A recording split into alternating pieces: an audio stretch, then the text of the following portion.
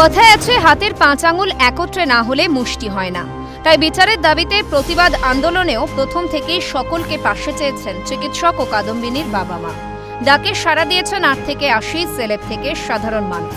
প্রতিবাদে সামিল হয়েছেন সবাই।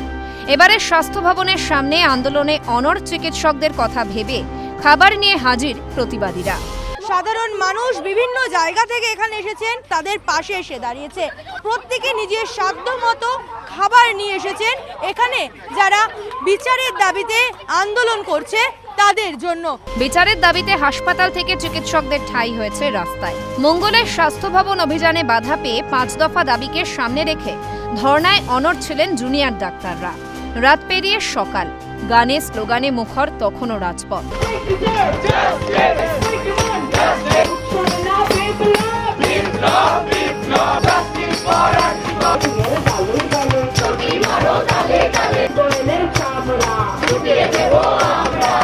নাওয়া খাওয়া ভুলে গেছেন কাদম্বিনীর বিচার চাইতে চাইতে। পাশে দাঁড়াতে চিকিৎসকদের জন্য খাবার নিয়ে প্রতিবাদ স্থলে হাজির হতে দেখা যায় বিভিন্ন জায়গার প্রতিবাদী সমর্থকদের। রুটি, কলা, ডিম সেদ্ধ, কেক সহ বিভিন্ন খাবার তুলে দেওয়া হয়।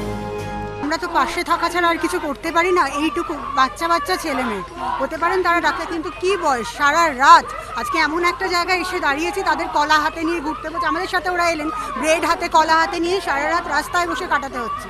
এই করতে তাদের বাবা মা ডাক্তার বানিয়েছিলেন, এই করতে তারা সেফ নয়, আমরাও সেফ নই। আমরা ওদের পাশে দাঁড়ানো, আমাদের বলা হচ্ছে আমরা পাশে, সত্যি কি আমরা পাশে দাঁড়াচ্ছি না? আমরা সাথে তো আমরা নিজেদেরও সেফটি করছি।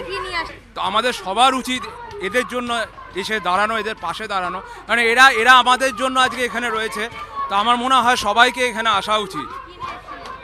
আমি বাড়িতে জাস্ট গার্বেজ ব্যাগ ছিল, আমি মেসেজ পেয়েছিলাম যে গার্বেজ ব্যাগ ওদের দরকার, আমি সেই জন্য নিয়ে এসেছিলাম। যা আছে সবাই যেভাবে পারছে হেল্প করার চেষ্টা করছে, তাই আমার বাড়িতে যা ছিল আমি নিয়ে চলে এসেছি।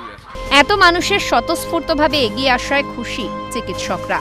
তাদের কথায় মানুষ পাশে থাকলে এভাবেই আন্দোলন এগিয়ে নিয়ে যাবেন। নিজের ইচ্ছে আমাদের পাশে এসে দাঁড়িয়েছে, আমাদের আন্দোলনে সামিল হয়েছে এবং আমাদের পাশে এসে আমাদের যেমনভাবে হোক সাহায্য করার চেষ্টা করছে, যাতে আমরা খুবই আনন্দিত এবং আপ্লুত বোধ করছি এবং আমরা চাইছি মানুষ এরকমভাবে আমাদের পাশে থাকুক, যাতে আমরা আন্দোলনটা আরও বড়োভাবে চালিয়ে যেতে পারি। জনগণের যে এত ভালোবাসা, দিদির জন্য আমাদের যে এত জনগণের সাপোর্ট, সেটা খুবই ভালো লাগছে। যতক্ষণ না আমাদের বিচার পাচ্ছি আমরা, ততক্ষণ আমরা এখানে থাকবো। সকলে আমরা সকলের তরে, প্রত্যেকে আমরা পরের তরে, এই কথাই ফের বুঝিয়ে দিল আমজনতা। জোয়াল শক্ত হচ্ছে, দমতে নারাজ চিকিৎসকরাও।